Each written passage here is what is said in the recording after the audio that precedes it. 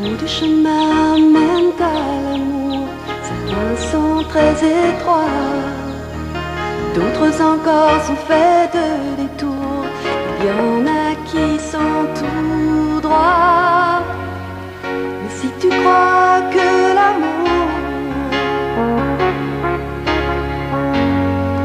est impossible à trouver, écoute ton cœur et laisse ton cœur te guider.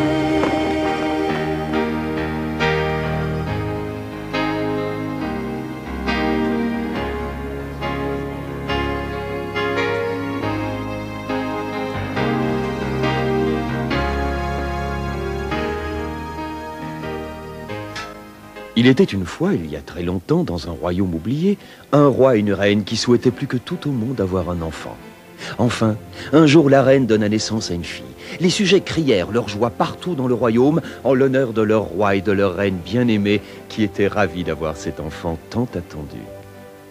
Celui-ci reçut le nom de Félicité, qui signifie bonheur, car cet enfant était le plus grand bonheur de leur vie. 7 jours après la naissance de Félicité, le roi et la reine ordonnèrent que cet événement fût célébré. Tous les habitants du pays furent conviés et on lui donna pour marraine toutes les fées du pays qu'on put trouver. La première s'appelait Aura. Elle était renommée tant pour sa modestie que pour son exceptionnelle beauté. Ma chère Aura, vous êtes ravissante aujourd'hui. Si je le suis, Votre Majesté, c'est seulement grâce à votre propre beauté, qui n'a fait que croître depuis le jour béni de la naissance de votre amour de fille, et qui fait que tout ce qui vous entoure vous semble plus beau qu'avant. La deuxième s'appelait Wisteria. Tout le monde la reconnaissait comme étant la fée la plus intelligente du pays. Dites-moi ce que vous pensez de ma fille, Wisteria. Majesté, votre fille déborde d'intelligence. Sa vie durant brillera par son bon sens. Voyez comme elle est pleine de curiosité. Personne au monde ne peut plus souhaiter. La troisième fée s'appelait Grâce. Elle était souvent confondue avec un papillon, tant ses déplacements étaient légers et aériens. Je peux voir, bien qu'elle ne soit encore qu'un bébé, qu'elle dispose de toutes les qualités qui feront d'elle une princesse. Merci beaucoup, Grâce. Vos aimables paroles me vont droit au cœur. Vous avez parfaitement raison. Ce que dit Grâce est toujours très aimable. Et puis, il y avait Terpsichore, qui dansait comme un ange et rendait les gens tellement heureux qu'eux aussi avaient envie de danser. Je suis tellement heureuse pour vous que je pourrais danser sans mes chaussures. Comment pouvez-vous dire ça, Terpsichore, alors que vos pieds touchent si rarement le sol? La cinquième fée s'appelait Mélodie, à cause de sa belle voix et des chansons qu'elle offrait en cadeau.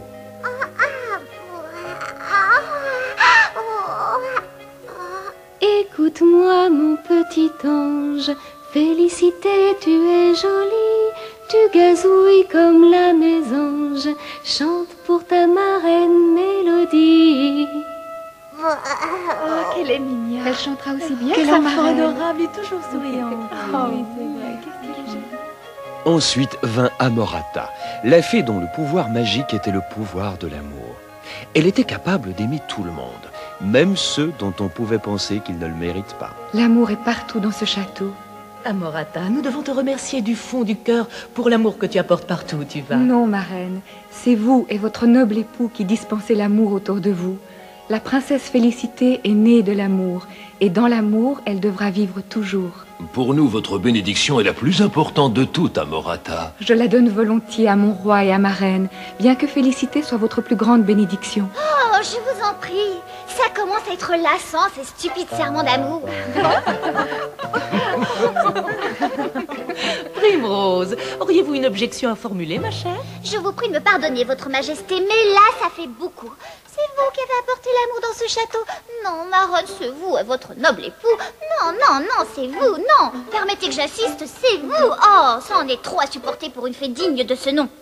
Et en dernier, il y avait la petite Primrose, qui avait l'âme d'une rose et le caractère d'un orage de printemps. Primrose disait toujours ce qu'elle pensait et avait le cœur sur la main. Un mélange rare qui inspire l'affection. À 8 heures précises, les trompettes résonnèrent. La cérémonie commença afin de présenter Félicité au sujet du royaume et annoncer officiellement que les 7 fées seraient ses marraines.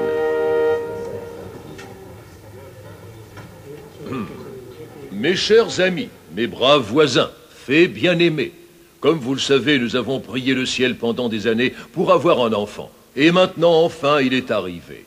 Et pour ce miracle, nous sommes véritablement reconnaissants. Lorsqu'un enfant naît dans une famille royale, la coutume veut que les marraines lui octroient un don. Étant donné que les enfants royaux ont plus de biens matériels qu'ils n'en ont besoin, les marraines du nouveau-né lui octroient un don du cœur qui concède à l'enfant des vertus et qui ne pourrait jamais être acheté avec de l'or. L'heure est venue pour les marraines de Félicité de lui accorder leur don, qu'elles seules ont le pouvoir d'offrir. Moi, Aura, qui suis la première des marraines de Félicité, je lui donne pour don la beauté. Pas seulement la beauté physique qu'elle possède déjà, mais celle de l'âme pour une parfaite harmonie. Je suis Vistéria, et le don que je souhaite pour ce petit bout de chou est le don du savoir qui lui apportera la félicité. Ah, qu'est-ce qu'elle apportera, Félicité? Elle lui apportera la félicité, ce qui veut dire la béatitude, ma chère Primrose. Dans ce cas, pourquoi elle l'a pas dit de cette façon? Je donne à Félicité le don de mon nom, la grâce. Elle traversera toute sa vie plus légère que l'air, avec tant d'aisance, de douceur et de facilité que les gens se sentiront bien auprès d'elle. Merci, Grâce. C'est un don précieux qu'elle devra toujours cultiver. Mon don est le don de la danse. Associé à celui de Grâce, il fera que Félicité sera aimée de tous. Elle chantera comme un gai rossignol, car tout le monde le sait, les chansons consolent. Je lui donne le don de l'amour. Le cœur de la princesse Félicité sera rempli de tant de nobles sentiments qu'elle ne connaîtra jamais ni la jalousie ni la haine.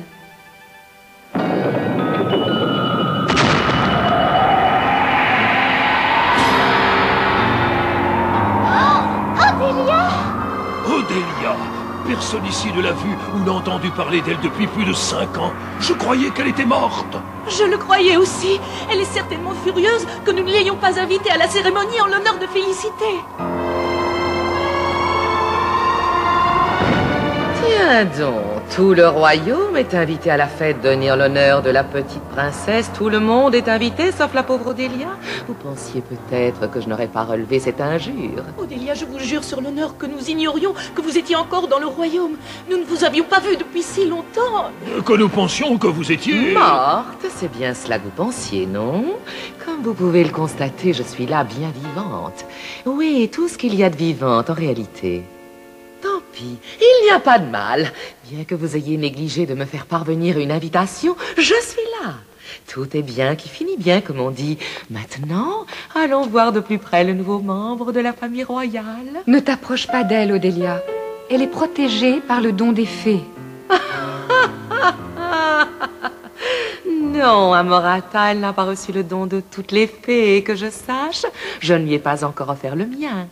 Ou est-ce que je ne suis plus comptée parmi ces marraines? Bien sûr que si, Odélia, bien sûr que si. Jamais nous n'avons eu l'intention... Enfin, je veux dire que nous avons toujours envisagé de... Enfin, ce que je veux dire, c'est que l'on croyait que nous... Merci beaucoup. C'est bien ce que je pensais, j'avais raison. Maintenant, donne-la moi, que je puisse lui offrir ce que je lui ai apporté. Odélia, je sais que tu es furieuse, mais ne laisse pas parler ta colère. Le roi et la reine ont commis une erreur en toute honnêteté. Jamais ils n'ont eu l'intention de te nuire. Assez de paroles en l'air! Oh, Félicité! Ça suffit maintenant, Odélia. Donnez-moi mon enfant et allez-vous-en. Oui, je vais m'en aller. Je vais m'en aller parce que je n'ai pas l'intention de rester en un lieu où je ne suis pas la bienvenue. Pourtant, avant de partir, il me reste un petit détail à régler. La bonne vieille marraine Odélia va elle aussi offrir un don à Félicité. Le don de la mort. Une semaine jour pour jour après son 16e anniversaire, la princesse Félicité se piquera le doigt au fuseau d'un rouet. Elle perdra connaissance, s'écroulera sur le sol et mourra. Profitez de votre petite fille pendant que vous le pouvez encore. Dans 16 ans aujourd'hui, vous ne l'aurez plus. Votre fille bien-aimée ne sera plus qu'un tas de poussière. Bienvenue dans ce monde, jolie petite princesse. Contrairement à tes parents qui m'avaient enterrée, je doute fort que tu oublies de sitôt ta marraine Odélia.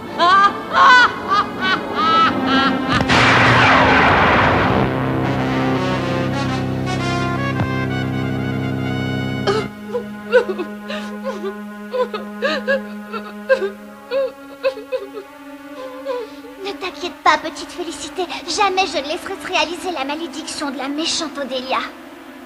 Soyez rassurés, vos majestés, car nous n'avons pas encore entendu la dernière des fées, la petite Primrose. Oui, cela est vrai. Oh, Primrose, vous n'avez pas encore donné votre don à Félicité. Si vous pouvez conjurer la malédiction d'Odélia, faites-le. Je vous implore, Primrose. Le pouvoir magique d'Odélia est très puissant. Majesté, il m'est impossible de conjurer le sort qu'elle a jeté. Mais il se peut que je puisse faire quelque chose. Bien sûr qu'il y a une solution, chère Primrose. Il faut que tu cherches au plus profond de ton cœur, et alors tu trouveras la solution. Oui, mais Félicité ne mourra pas. Je ne peux pas conjurer la malédiction, mais je peux peut-être la modifier. Jolie petite Félicité, voilà ce que je vais faire pour toi. En effet, dans ta 16e année, tu te piqueras le doigt un fuseau. Mais de cela, tu ne mourras pas. Au lieu de mourir, tu tomberas dans un profond sommeil. Et ce sommeil finira au bout de 100 ans et un jour. Quand 100 ans et un jour se seront écoulés, tu seras réveillé par le fils d'un roi. C'est seulement à cet instant que tu sortiras de ce long sommeil. Ce ne sera pas toi qui mourras, mais ce sera Odélia. Qu'est-ce que tu en dis? Tu as fait ce qu'il fallait, Primrose. J'ai fait tout ce qui m'était possible alors que le temps nous était compté. Ce que vous venez de lui donner est le cadeau de la vie, Primrose. Et ce cadeau est un bien des plus précieux. Nous vous en sommes infiniment reconnaissants. Oui, Primrose, infiniment reconnaissant. Mais avant, nous devrions pouvoir trouver un moyen pour empêcher que la malédiction se réalise. Mais bien sûr qu'il y en a un, Majesté. Je crois qu'il y a un roi dans ce pays. Qui est-ce? Ben, c'est moi qui suis le roi, mais... À voir votre couronne, on le devinerait. Pourquoi tout simplement ne pas proscrire tous les rouets du royaume? Ainsi, quand elle aura 16 ans, il n'y aura plus un seul fuseau sur lequel elle pourra se piquer le doigt. Oui, bien sûr, c'est vrai. Mais pourquoi n'ai-je pas pensé à cela? Tout simplement parce que vous êtes le roi et que je ne suis qu'une fée.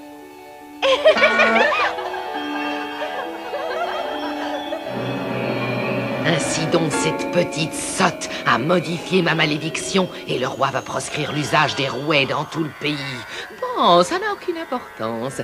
Il ne me reste plus qu'à attendre mon heure. Et quand la princesse atteindra ses 16 ans, je trouverai le moyen de m'en occuper moi-même.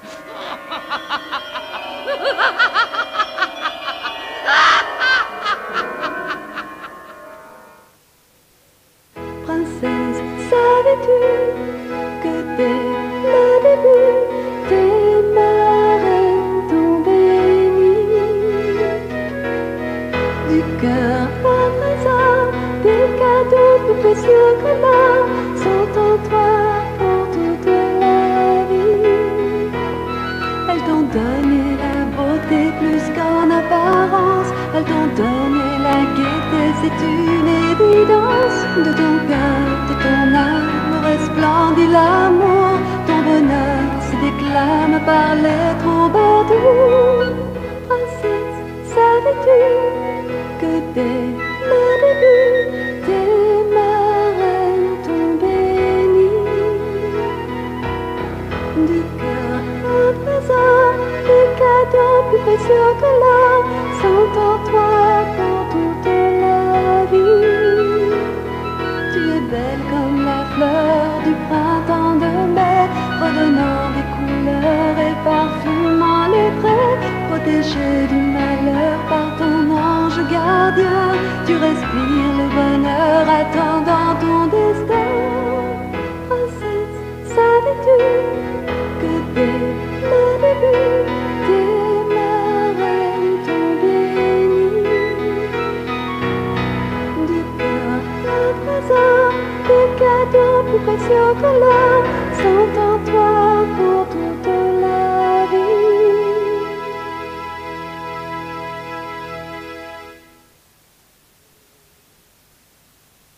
La princesse Félicité était devenue une belle jeune fille, à la fois gracieuse et pleine de talent, grâce aux dons que ses marraines les fées lui avaient donnés.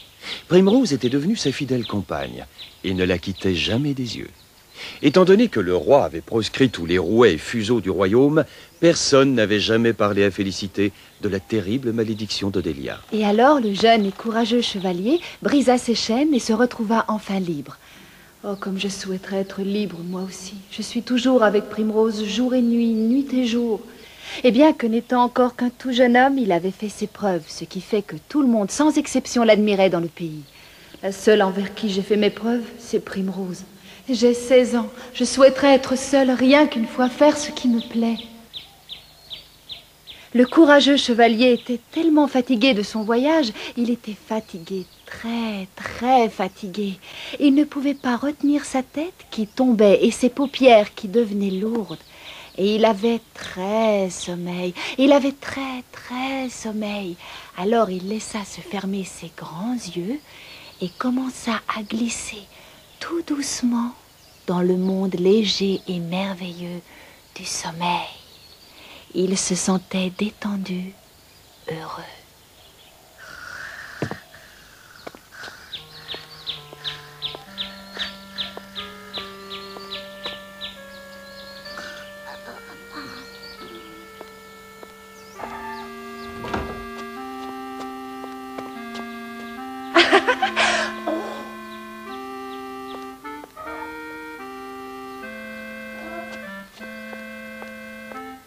Jamais je ne m'étais rendu compte quelle joie on pouvait éprouver à être seul. Je me demande ce que je vais faire de ce cadeau inattendu que je me suis donné. Oh, ça y est, j'ai trouvé. Je vais partir à la découverte du château.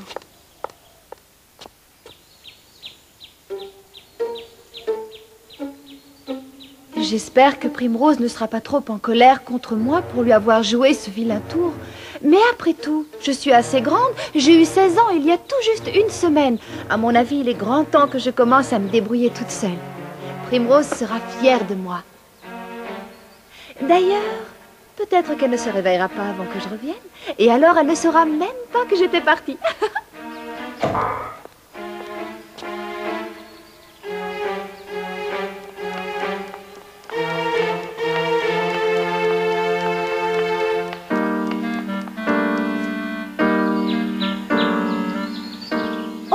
Quelle drôle d'impression d'être si haut. Oh, je dois certainement être dans la tour la plus haute de ce château. Oh, quelle vue magnifique on a de là-haut.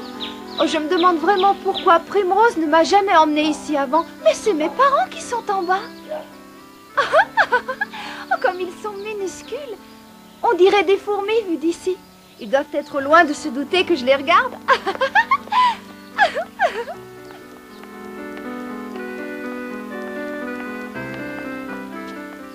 Comme c'est merveilleux d'être là-haut. Je suis plus haute que tout ce qui existe dans le royaume. À partir d'aujourd'hui, ce sera un endroit secret qui ne sera rien qu'à moi. Oh, j'aimerais rester ici toujours à regarder le monde vivre au-dessous de moi. Véritablement, je trouve cet endroit magnifique. Tout y est si paisible, tout y est si tranquille, tout y... Qu'est-ce que c'est que ce bruit? Je n'ai jamais rien entendu qui ressemble à ça. Qu'est-ce que ça peut bien être? Oh, verrouillé. Pourtant, je suis certaine que ce bruit vient bien de cette pièce.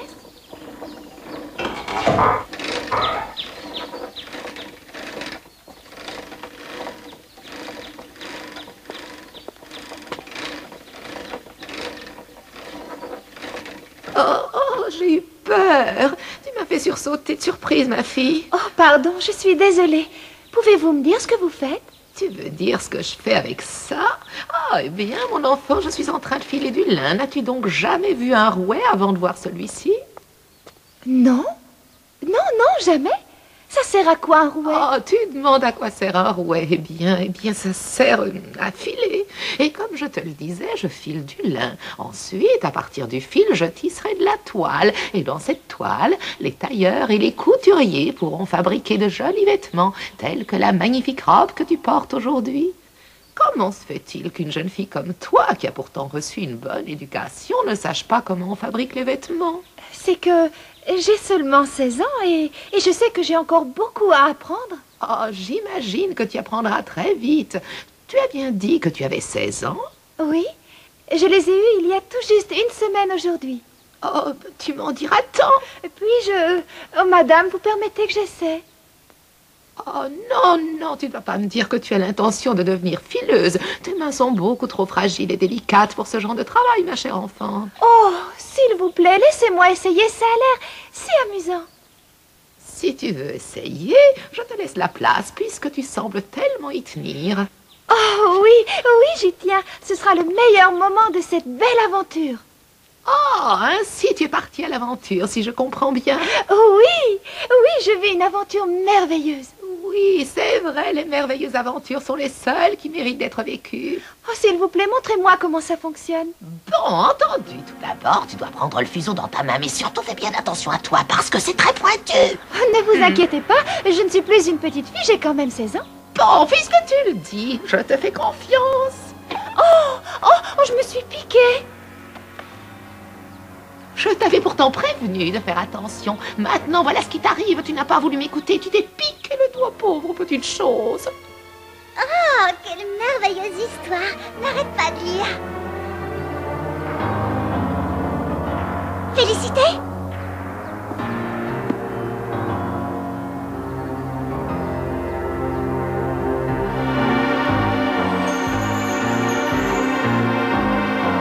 Oh non!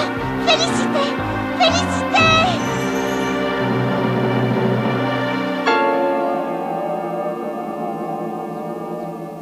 Mais qu'est-ce qui m'arrive tout à coup? C'est drôle. J'ai la tête qui tourne. Aurais-tu la tête qui tourne parce que tu ne supportes pas la vue du sang? Oh, vraiment, c'est malin de s'endormir à ce moment-là, Primrose. Oh, qu'elle s'en aille toute seule juste une semaine après son 16e anniversaire, c'est de la folie. Je sens qu'il y a de la magie dans tout ça, et je dirais même de la magie maléfique.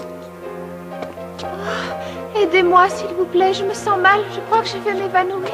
Je ne peux être d'aucun secours. Comment veux-tu que je t'aide? Je ne suis qu'une vieille femme. Oh, Félicité, tu es là! Primrose, je te demande pardon d'être partie. Oh, je suis désolée. Oh.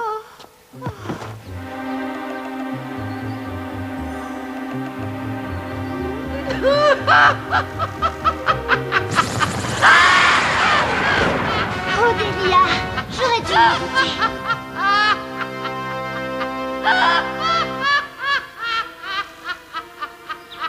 Félicité! Mon enfant!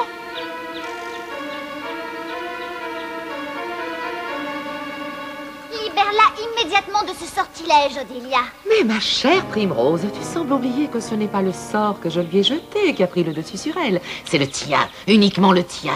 Le mien? Oui, bien sûr. Je ne peux vraiment pas m'en attribuer le mérite, Primrose. Tu sais, tout d'abord, j'ai été en colère contre toi pour t'être mêlée de mes affaires. Mais en fait, les choses se sont arrangées de la meilleure façon qui soit. Oh, je vais te le faire regretter, Odélia. Tout bien considéré, si cette jeune personne était morte aujourd'hui, tout serait terminé. Mais toi, en la faisant s'endormir pour 100 ans et un jour, tu as eu là une idée de génie dont je devrais être reconnaissante. Quand elle se réveillera, tous les gens qu'elle avait connus et aimés seront morts depuis longtemps. Elle se retrouvera complètement seule. Tu étais d'une intelligence rare. Je te félicite, Primrose.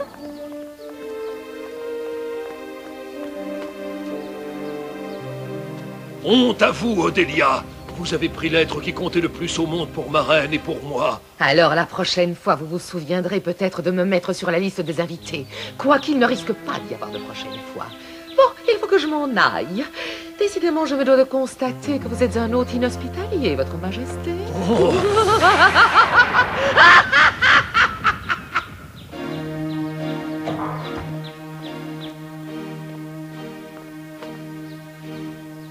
Elle est toujours aussi belle, même dans la mort. Non, ma douce, elle n'est pas morte. Elle n'est que profondément endormie. Elle pourrait aussi bien être morte, puisque nous le serons depuis longtemps quand elle se réveillera.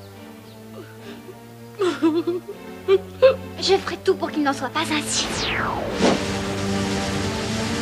Je vais m'y employer de toutes mes forces. Je vais utiliser la moindre parcelle d'énergie qui est en moi. J'ai commis une erreur et je ferai tout pour la réparer. Dormez! J'ordonne que le château tout entier s'endorme. Dormez jusqu'à ce que la gentille Félicité se réveille. Ce jour-là, elle ne sera pas seule et vous retrouverez votre princesse bien-aimée. Dormez! Je vous ordonne de dormir. Voilà qui est fait. Je me suis servi de tout mon pouvoir magique de fée, mais j'ai réussi. Maintenant, tout le monde dormira jusqu'à ce que Félicité se réveille. Ah, je suis épuisée. Oh, moi aussi, je vais m'endormir.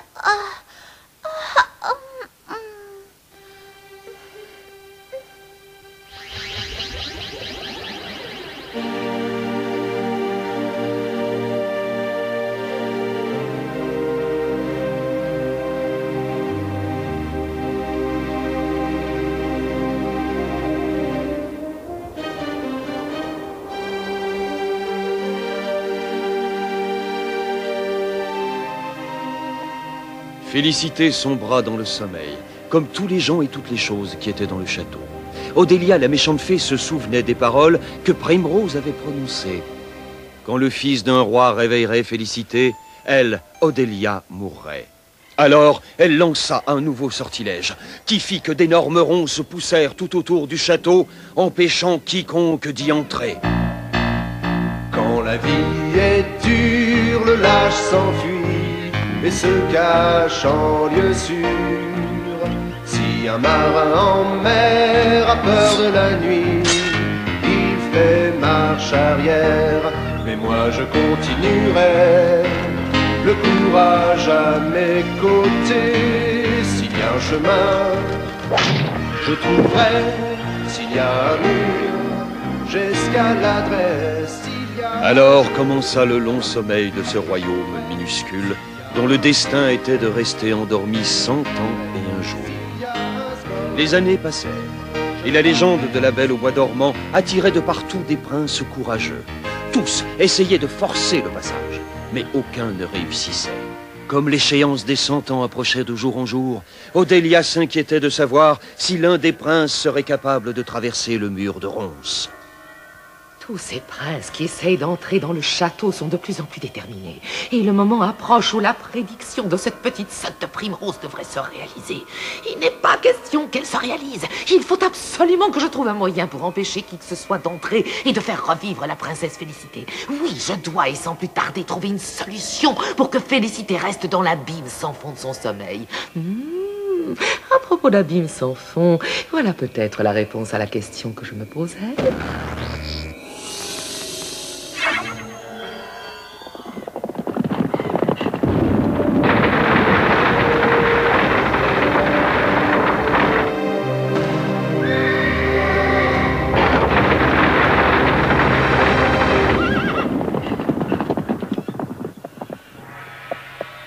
Un jour, exactement 100 ans et un jour après que Félicité se soit piqué le doigt au fuseau d'Odélia, Richard, un prince charmant, s'approchait du château légendaire. Il avait entendu parler du mur de ronces qui protégeait le château et d'un fossé invisible qui défendait les ronces. Une partie du sol s'ouvrait et engloutissait tous ceux qui s'approchaient trop près. Mais le prince Richard répondait à l'appel du cœur, celui qui est le plus fort au monde. Il savait que d'une façon ou d'une autre, il devait trouver la Belle au bois dormant et en faire sa femme. Alors, armé de l'épée sacrée qui était transmise de génération en génération dans sa famille, il s'apprêtait à combattre. Et voilà, Intrépide, on y est, on est arrivé. Regarde, on voit le toit des tours à travers les ronces. Attention, Intrépide, pas si vite. Souviens-toi qu'il y a un fossé qui engloutit tous ceux qui approchent.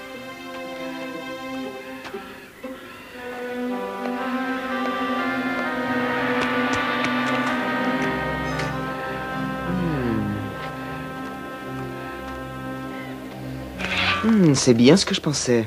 Ce qui se passe ici ressemble fort à de la magie.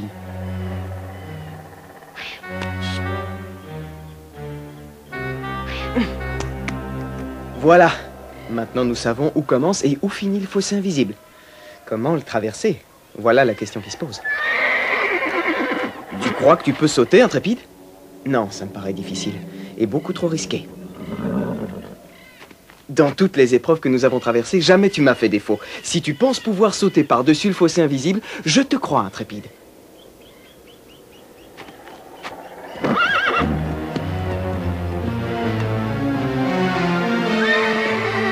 Allez, vole, mon courageux compagnon!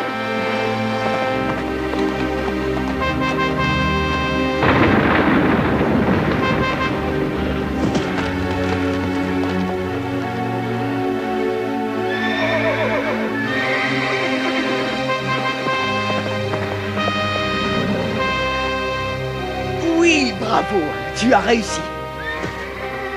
Maintenant, nous sommes plus proches que personne ne l'a jamais été. Nous allons réussir là où les autres ont échoué, Intrépide. Je le sens plus profond de moi-même.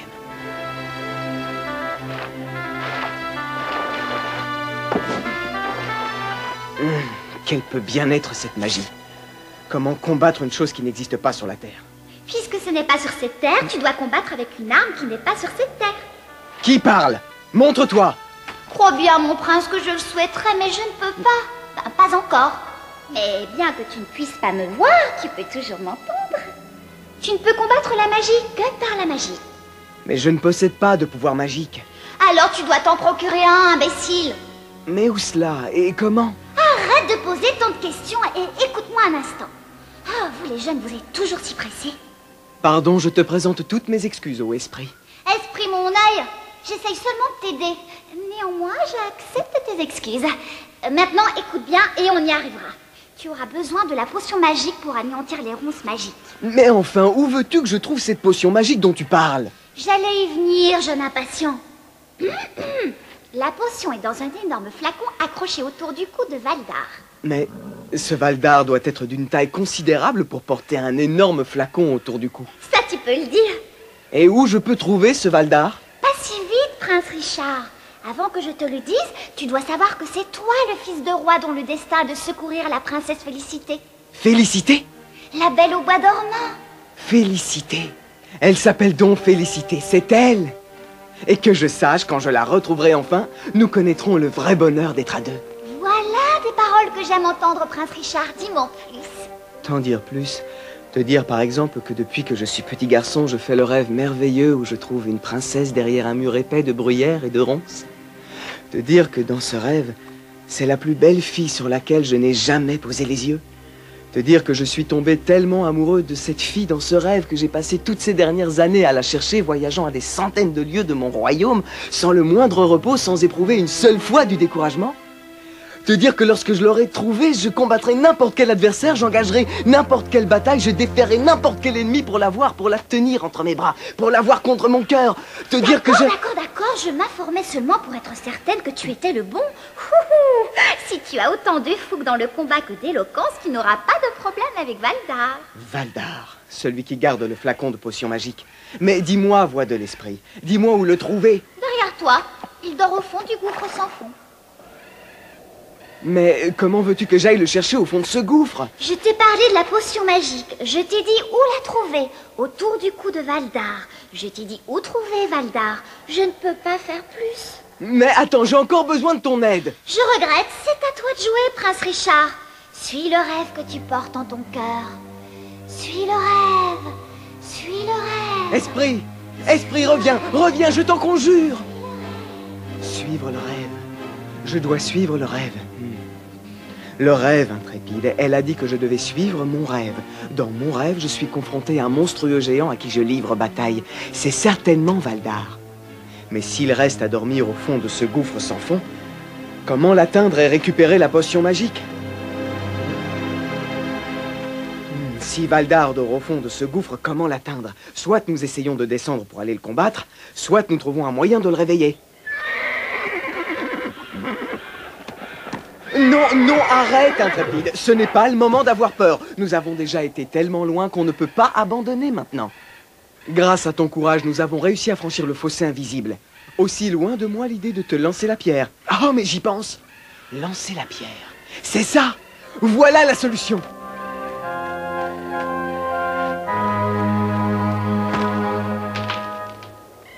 Allez, Intrépide, aide-moi, mon vieux. Allez, pousse de toutes tes forces. Pousse.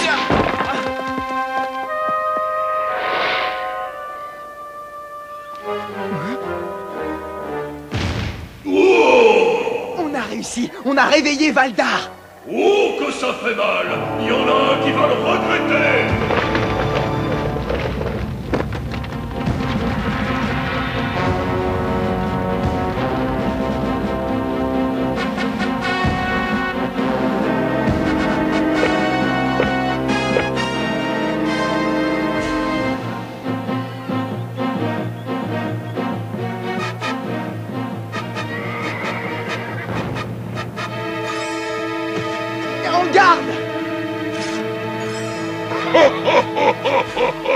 Tu as l'intention de te battre avec ces cure-dents? Je vais t'écraser pour avoir osé réveiller Valdar.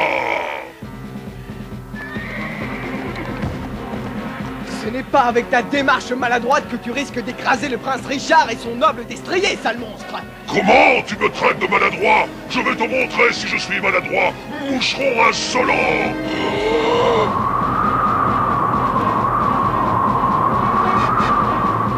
Qu'est-ce que tu dis de ça, réveilleur de géants?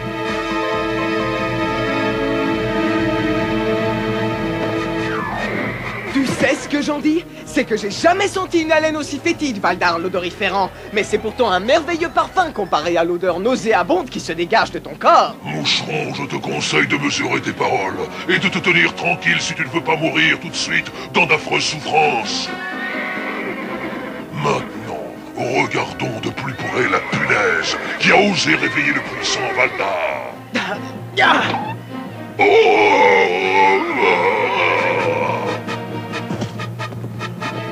Tu voulais me voir et tu m'as vu, espèce de monstre. Je suis le prince Richard et c'est moi qui t'ai réveillé. Je suis le prince Richard et j'ai l'intention de te renvoyer dormir pour l'éternité.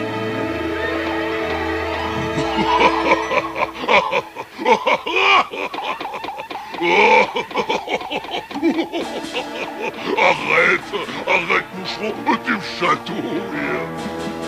Il est chatouilleux. Le géant est chatouilleux. Tu sais ce qu'il nous reste à faire, mon vieux.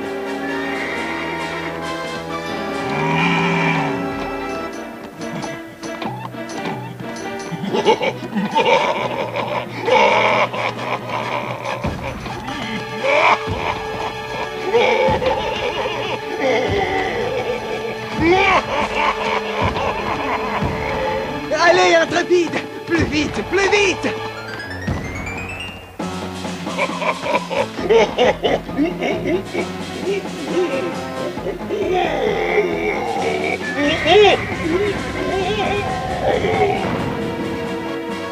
Maudit sois-tu, espèce de microbe. Je vais te découper en rondelles et te manger pour mon petit déjeuner.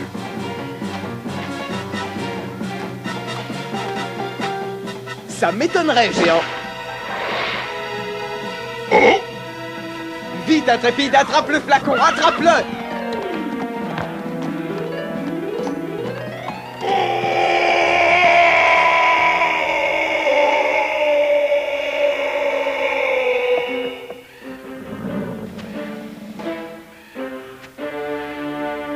Nous avons le flacon. Il ne reste plus qu'à secourir la princesse.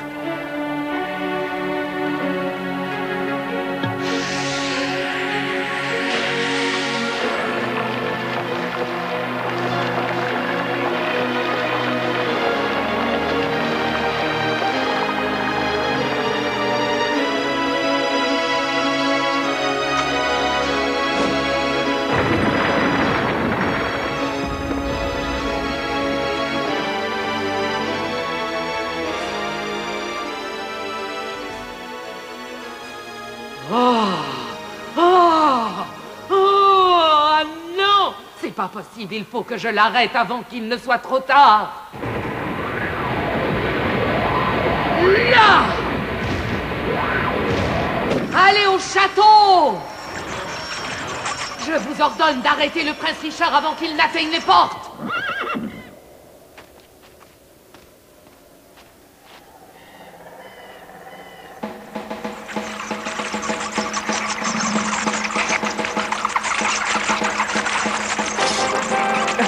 Qu'est-ce que c'est que ça? Ça semble venir du même pouvoir maléfique que les ronces et Valdar. Nous avons vaincu les autres, nous triompherons aussi de ceux-là.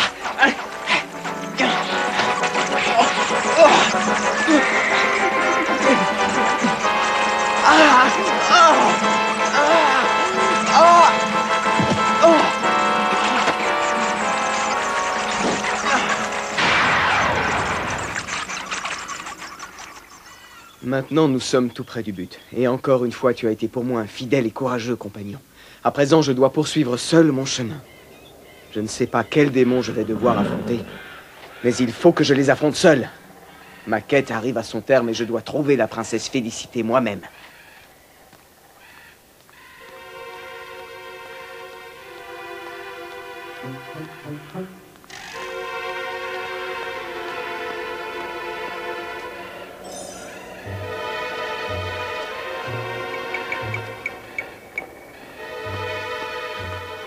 Maudit soit-il! Il a eu l'idée d'utiliser la flamme du feu pétrifié pour anéantir mes chauves-souris.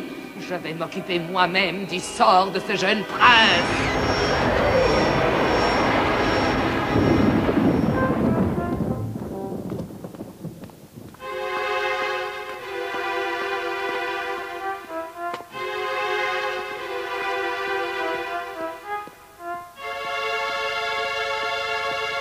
Si j'en crois les battements de mon cœur, je dois être tout près d'atteindre mon suprême destin.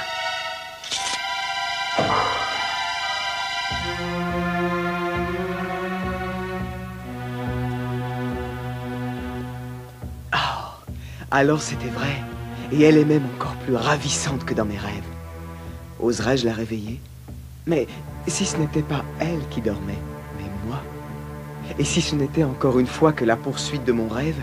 Si c'est le cas, je n'ai pas envie de me réveiller. Mais si je veux le savoir, je n'ai pas d'autre solution.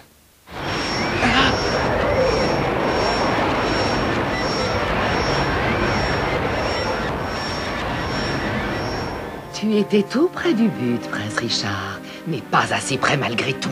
C'est donc toi la responsable de toutes ces méchancetés et perversités. Méchanceté, perversité, voilà des mots bien sévères.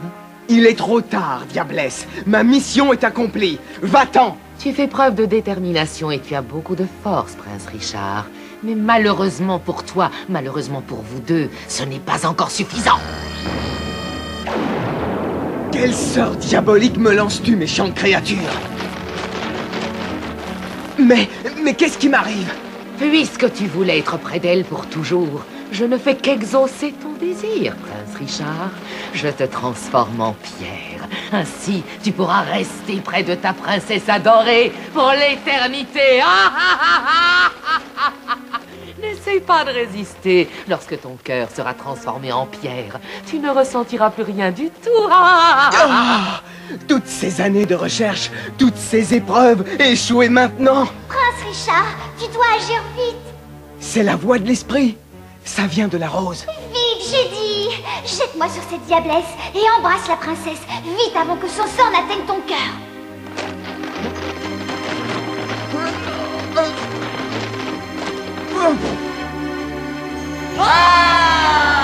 La princesse, Richard. Maintenant, embrasse Félicité, vite.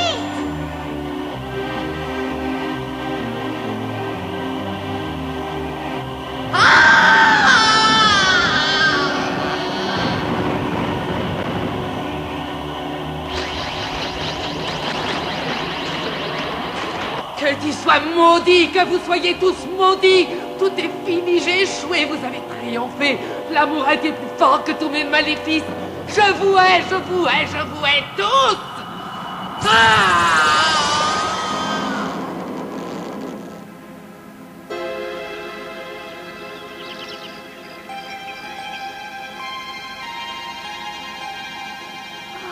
Mais qu'est-ce qui se passe? Je me suis certainement endormie. Mais que faites-vous là? Qui êtes-vous? C'est un prince, un fils de roi. Il est venu te sortir de ton sommeil, tout comme Primrose l'avait prédit. Nous sommes réveillés. Félicité est vivante. Nous sommes tous vivants.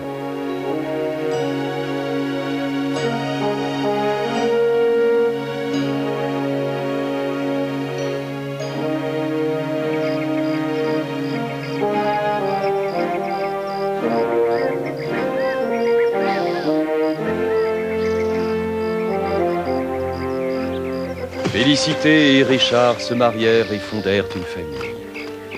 Le roi et la reine étaient ravis de leur gendre qui les avait sortis d'un sommeil de 100 ans. Richard était bon et aimable, et il savait que le jour venu, il dirigerait leur royaume avec bienveillance et sagesse. La famille passait une grande partie du temps dans le jardin royal, à jouer, à rire et à admirer les belles fleurs.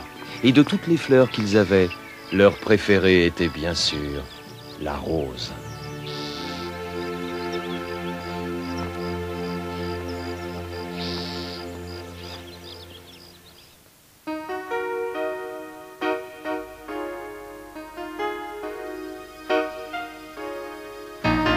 Beaucoup de chemins mènent à l'amour, certains sont très étroits, d'autres encore sont faits de détours. Il y en a qui sont m'entoure.